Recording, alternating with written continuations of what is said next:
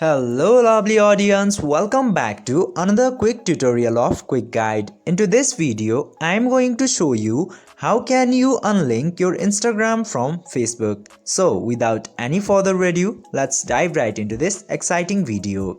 To do so, firstly you have to open your Facebook application, and after opening the Facebook application, simply go to the menus by clicking to this 3 bar into the top right corner. And going there, you can see this gears icon into the top right side just beside the magnifier. Click into that and go to Meta Account Center.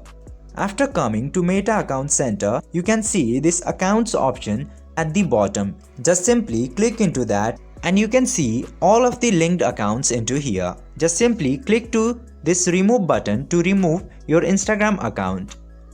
And after clicking there, this new tab will appear. Simply click to this remove account again. And now you just simply have to click yes remove button into here. Then by clicking into it, your Instagram account will successfully be unlinked from your Facebook account. I hope this video was helpful for you. If yes, don't forget to like, share and subscribe to the channel to never miss another update. Thank you for watching this video.